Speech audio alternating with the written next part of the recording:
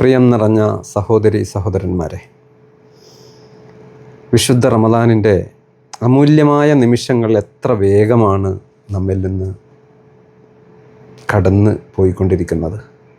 നമ്മളാരും ആഗ്രഹിച്ചിട്ടല്ല, പക്ഷെ വളരെ വേഗം, വളരെ സ്പീഡിൽ അതിങ്ങനെ കടന്നു പോവുകയാണ്. ഇത്രയും ദിനരാത്രങ്ങൾ റമദാനിൽ കഴിഞ്ഞു പോയിരിക്കുന്നു എന്ന് തിരിഞ്ഞു നോക്കുമ്പോൾ എനിക്കെന്ത് നേടാൻ പറ്റി, ഞാൻ എത്ര അമലുകൾ ചെയ്തു, എത്ര ഗൗരവത്തിൽ റമദാനിനെ പരിഗണിച്ചു, ഇത് വളരെ പ്രധാനപ്പെട്ട ഒരു ചോദ്യമാണ്.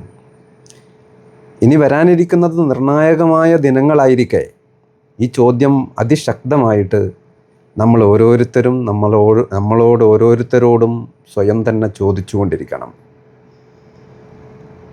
എത്ര അമൂല്യമാണ്, എത്ര വിശുദ്ധമാണ്.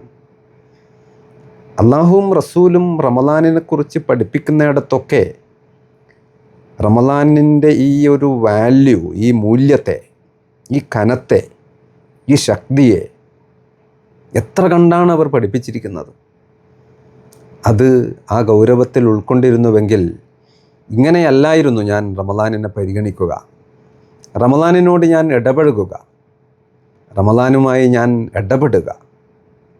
അതിന് പകരം കൂടുതൽ ശ്രദ്ധയോടെ, കൂടുതൽ സൂക്ഷ്മതയോടെ ഞാൻ എൻ്റെ പ്രിയപ്പെട്ട റമദാനിനെ കൊണ്ടു നടക്കുമായിരുന്നു.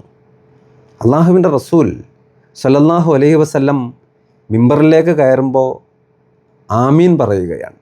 ഓരോ സ്റ്റെപ്പിലും ആമീൻ പറയുകയാണ്.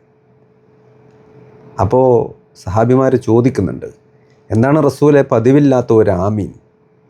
റസൂലുള്ളാഹി സ്വല്ലല്ലാഹു അലൈഹി വസല്ലം പറയുകയാണ്, അത് ജിബ്രീൽ അലൈഹിസ്സലാം എന്നോട് ആമീൻ പറയാൻ പറഞ്ഞതാണ്. അദ്ദേഹം പ്രാർത്ഥിച്ചിട്ട്, ജിബ്രീൽ പ്രാർത്ഥിച്ചിട്ട് എന്നോട് ആമീൻ പറയാൻ ആവശ്യപ്പെട്ടതാണ്. എന്താണ് പ്രാർത്ഥന? ഒരാൾക്ക് റമദാൻ കിട്ടിയിട്ട് അവൻ്റെ പാപങ്ങളൊന്നും പൊറുക്കപ്പെടാതെയാണ് റമദാൻ അവനിൽ നിന്ന് പിരിഞ്ഞു പോകുന്നതെങ്കിൽ അവൻ നശിച്ചത് തന്നെ, അവൻ നശിച്ചു പോകട്ടെ, അവൻ തുലഞ്ഞു പോകട്ടെ എന്ന് മലക്ക് പ്രാർത്ഥിച്ചപ്പോൾ എന്നോട് ആമീൻ പറയാൻ ആവശ്യപ്പെട്ടപ്പോൾ ഞാൻ ആമീൻ പറഞ്ഞതാണ്.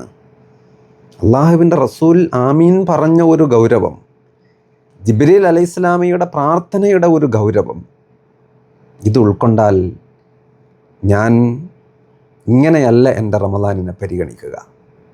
അതുകൊണ്ട് സഹോദരന്മാരെ, സഹോദരിമാരെ, ഇനിയുള്ള ലൈലത്തുൽ ഖദർ ഉൾപ്പെടെയുള്ള രാപ്പകലുകളെ അതിൻ്റെ ഒരു മൂല്യത്തെ മനസ്സിലാക്കി, അള്ളാഹുവിൻ റസൂലും എങ്ങനെയാണോ അത് പരിഗണിച്ചത് അത് മനസ്സിലാക്കി ഏറ്റവും വിശുദ്ധമായ ഒരു ജീവിതത്തിലേക്ക് കടന്നു വരാൻ നമുക്കുള്ള അവസാനത്തെ ഒരു സന്ദർഭം എന്ന നിലക്ക് അതിനെ പരിഗണിച്ച് മുന്നോട്ട് പോകാൻ നമുക്ക് സാധിക്കണം.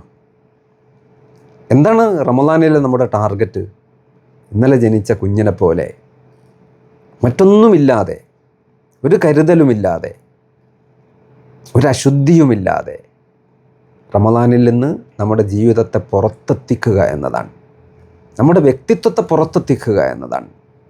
ഏറ്റവും വിശുദ്ധമായ ഒരു മനുഷ്യൻ, വിശുദ്ധനായ ഒരു മനുഷ്യൻ, ഒരു കുറവുമില്ലാത്ത ഒരു മനുഷ്യൻ, പാപരഹിതനായ ഒരു മനുഷ്യൻ, സ്വർഗം മാടി വിളിക്കുന്ന ഒരു മനുഷ്യൻ, നരകം അകലം പാലിക്കുന്ന ഒരു മനുഷ്യൻ, ഇങ്ങനെ റമദാനിലൂടെ നമുക്ക് പുറത്ത് കടക്കാൻ പറ്റിയാൽ അതിനേക്കാൾ വലിയൊരു ഭാഗ്യം വേറെ എന്താണ്?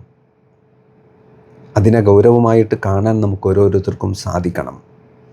അങ്ങനെ നമ്മൾ റമദാനിൽ നിന്ന് പുറത്ത് കടന്നാൽ എത്ര കാലമാണോ പിന്നീട് നാം ജീവിക്കുന്നത് അത്രയും കാലം അള്ളാഹു നമ്മെ താഴേക്ക് വീഴാൻ സമ്മതിക്കില്ല.